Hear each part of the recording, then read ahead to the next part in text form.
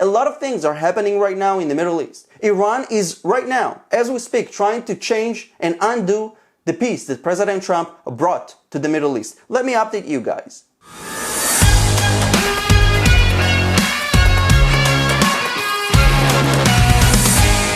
Before I begin, I just want to invite you to subscribe to my YouTube channel to stay connected to the real news from Israel and the Middle East and to make me happy.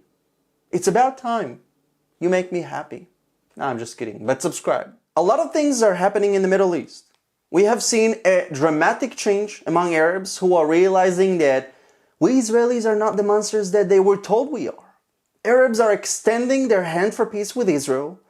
Just in the last few weeks, Israel made peace with the UAE, Bahrain, Sudan, and there are more countries to come according to what President Trump have said. So, to us, it's good news. It's actually good news to all those who seek peace.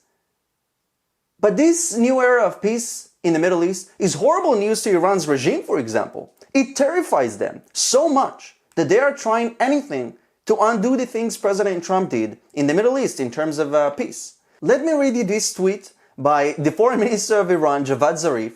So he wrote, "A sincere message to our neighbors. Trump is gone in 70 days, but we will remain here forever. Betting on outsiders to provide security is never a good gamble. We will extend our hand to our neighbors for dialogue to resolve differences. Only together we can build a better future for all."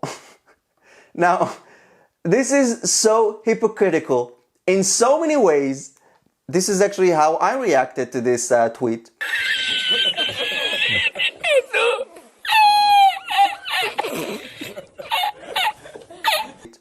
Because number one, if Iran's regime is extending its hand to neighbors in the Middle East for dialogue to resolve differences, then why did they sponsor a direct drone attack last year on Saudi oil processing facilities in Abqaiq?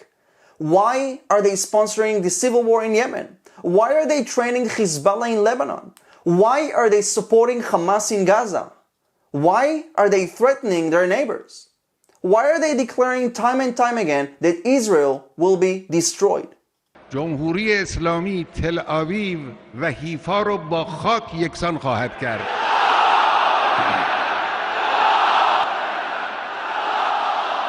Listen, Iran is 74 times bigger than Israel. It has a large population of 82 million people, while Israel has only 9 million people. Instead of lying and brainwashing people by saying that Israel wants to destroy Iran, when it's actually the opposite, they should focus on building Iran and giving Iranians their freedom back. Why are they jailing their own Iranian people? Did you know that a woman in Iran is not allowed to dance in the streets? Women are not allowed to ride bicycles in Iran, and they are forced to wear hijab from a very young age. I read somewhere that it was from the age of 9, but possibly even at a younger age. They just executed in tortures Iranian wrestler Navid Afkari. Iran's regime is killing its own people. But then on Twitter, which is blocked by the way by the Islamic regime in Iran, the foreign minister of Iran says that they are extending their hand to their neighbors. Yeah, right. Where is the logic here? First of all, let your own people use Twitter and Facebook and then go and post there about solving issues with others.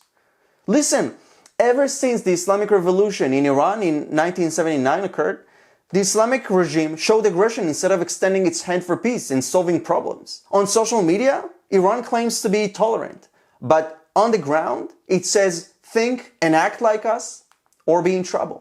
No wonder why Arab nations are deciding to normalize relations with Israel instead of coming closer to Iran. Because do you have an idea why? Because they know the truth. They know that the current regime in Iran is simply seeking to control the entire Middle East. Even at the cost of Arab lives, Jewish lives, Persian lives, they are ready to sacrifice anything just to keep their power. And obviously, once their evil dream to extend their empire becomes a reality, it's not going to become a reality, by the way, but they are not going to stop in the Middle East. So now they are trying to appease the Arabs after the elections in the United States.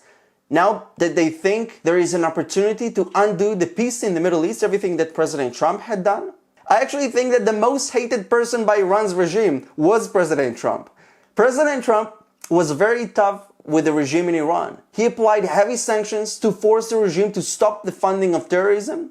He nixed the nuclear deal with Iran. He brokered peace agreements between Israel and 3 Arab countries in the Middle East. So you might have an idea, a small idea possibly, why Iran's regime didn't want him to win. But the interesting thing is that the people inside of this prison called Iran are supporting Israel. They are refusing to burn flags of the United States and Israel because they respect the United States and Israel. While the regime in Iran is encouraging them to hate, they are choosing to love. While the regime is trying to shut the mouths of Iranian people, they are speaking as loud as they can. You know, I get messages from time to time from Iranian people who live in Tehran and other large Iranian cities. They all tell me that by simply sending me a message, an Israeli, a human being who lives in Israel, they are risking their lives. But they tell me that they don't care anymore because they have nothing to lose anymore. They lost everything they had.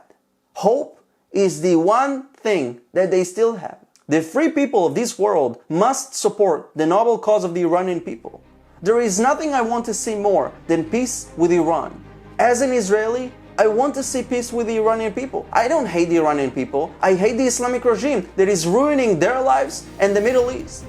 But the only way that is going to be possible to have peace with Iran is without the Islamic regime. I will continue to update you guys on the situation in the Middle East and Israel.